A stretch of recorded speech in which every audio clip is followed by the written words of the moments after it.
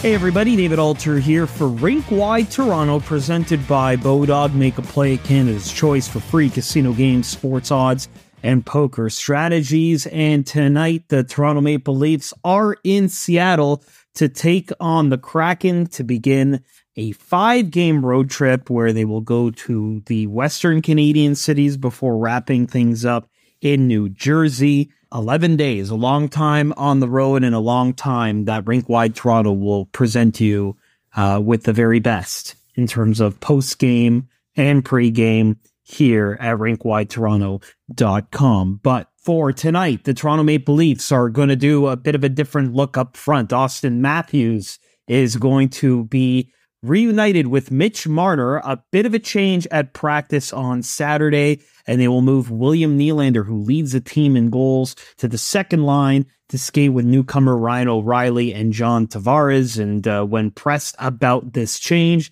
Maple Leafs head coach Sheldon Keefe said this had less to do about Auston Matthews' struggles. He does not have a point in 4 games, and more so about getting a bit of a different look. They want to use these next 23 games or so to deploy different things and let guys play together for stretches. But then when the end of the regular season comes, they know what their look is going to be for the playoffs. So that's really what these next few games are going to be about.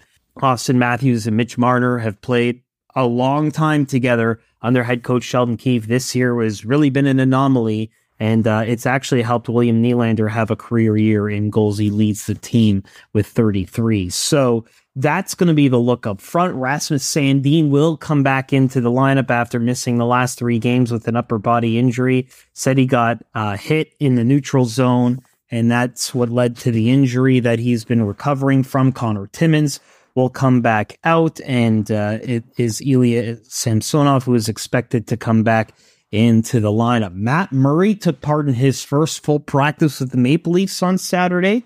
We got to speak to him. He says that he's gearing toward coming back, says he feels good. And when the medical staff and the coach says they want him in, he'll be ready to go. The earliest he can come back is March 1st. That is on this road trip. That's why Matt Murray is on the trip. And that'll be interesting as well, because the Maple Leafs have him on LTI. Of course, it is trade deadline. They don't need to eat into the space. They can make some moves and activate Murray, no problem.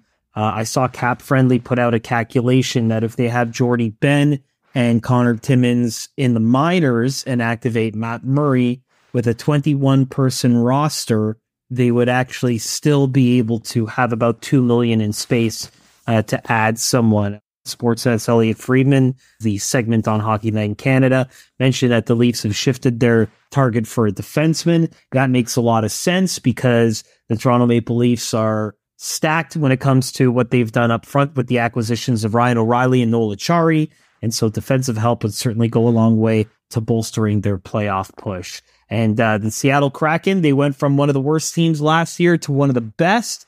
Of course, there's a couple of Maple Leafs personnel that used to be around in Dave Haxtell and Steve Briere. Dave Haxtell, the head coach of the Seattle Kraken, and Steve Briere, the former goalie coach. So these two teams met earlier in the season, so they'll meet for the final time here in Seattle at Climate Pledge Arena. Myself and Paul Hendrick will have your post-game show. Make sure you rate and subscribe on all your favorite podcast platforms. So Rink-Wide Toronto, from sports odds to free casino games, make a play at bodog.net. Presented by Bodog.